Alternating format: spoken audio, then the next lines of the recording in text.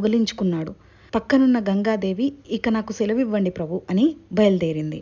శాంతనుడు దేవవ్రతుణ్ణి హస్తినాపురానికి తీసుకొని వెళ్ళి హస్తినాపురం యువరాజుగా పట్టాభిషేకం చేశాడు. ఒకరోజు శాంతనుడు రాజ్యంలో విహరిస్తూ యమునా నది దగ్గరికి వచ్చాడు. తన కంటికి పడవ నడుపుతూ వడ్డుకు వస్తున్న ఒక యువతి కనిపించింది. ఆవిడే సత్యవతి దేవి. శాంతనుడు ఆమె అందానికి ముగ్ధుడయ్యాడు. వెంటనే శాంతనుడు ఆమె వద్దకు వెళ్ళి ఎవరు నీవు అని అడగగా, నేను దాసరాజు పుత్రికను, నా పేరు సత్యవతి అని చెప్పింది. వెంటనే శాంతనుడు దాసరాజు దగ్గరికి వెళ్ళి, మహారాజా, నేను మీ పుత్రికని వివాహమాడదలిచాను అని అనగా, దాసరుడు శాంతనుడి వైపు చూస్తూ, మహారాజా, మీ అంతటి వారు వచ్చి మా పుత్రికను వివాహం చేసుకుంటానంటే దానికన్నా మాకు అదృష్టం ఏముంది?